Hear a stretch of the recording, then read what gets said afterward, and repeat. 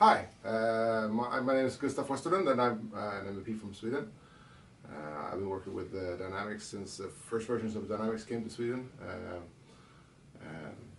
Yeah, so I've been doing this for quite a while. So how'd you get started in business apps? I had a friend who worked at Microsoft, and he came to me and he said that this partner he was helping out, and they were selling CRM, but they didn't have anybody who actually could do it, and I was sort of like in between jobs, so I said, how hard can it be? And here I am. So. If you could do any other profession other than your own, what would it be? Well, I like a lot of things, and I have a lot of ideas. One thing would probably be to be a politician. Another thing would probably be to be an author, and the third would probably be to start a couple of other companies. So I don't know, and maybe some other stuff as well. I don't know. Cool. So what excites you about the future of business apps? I like how it's growing. It's also scary that it's growing the way it is. Like it's expanding out into new areas with talent and all this stuff.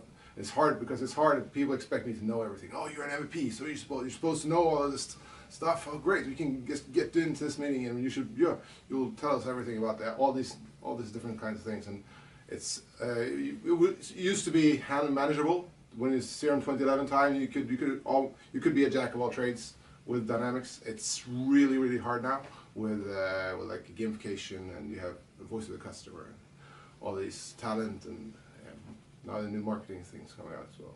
Not the same as the old marketing thing, but the new marketing things. Excellent. If you could go anywhere in the world tomorrow, where would it be? Kyoto. Where? Kyoto in Japan. Ah, okay. What's the one thing people need to know about Dynamics? I mean, I think they need to understand that the point. I mean, I asked people about what they think is what they think the concept of CRM is really about, and many people are sort of stuck in this like CRM is for sales, or some people they think it's for customer service. But I think that you need to have this like bigger picture of what's this CRM concept really is about. Trying to like centralize the picture of the customer and trying to be more mature about centralizing customer perspective.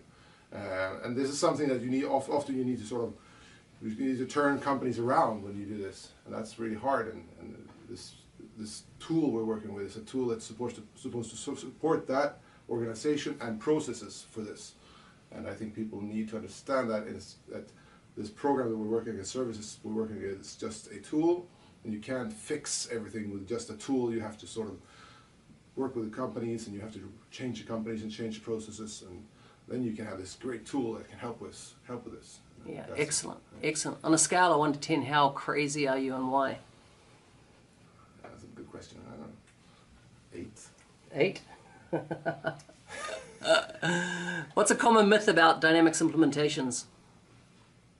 That they're one thing, I think. That's going back to what I said previously. I think it's like people think that we want CRM because we want sales automation, or we want CRM because we want customer service. I think that's a great myth, that they think it's just one thing, and CRM is actually something a lot bigger. And it's growing now. Talent is coming into this, and we have all this other stuff coming into this as well.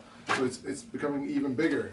And I think that's one of the great issues with this, that people are sort of being too narrow-minded about this, and they're not focusing on the customer, not focusing on the customer's processes. They're focusing on their own processes, and they're being great at managing their own processes, not managing their customer.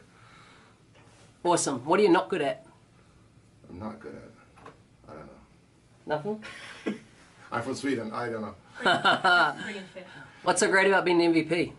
I love meeting all the other MVPs, and I love meeting the product team. And I think it's great because I usually like this 7 habits of highly efficient people, and when he talks about the circle of influences and circle of interest, and I try to focus on what I actually can influence, what I can do, and I noticed that when you work as an MVP, your circle of influence has grown quite a lot by just trying to influence people in the product team and so on, and I really like that.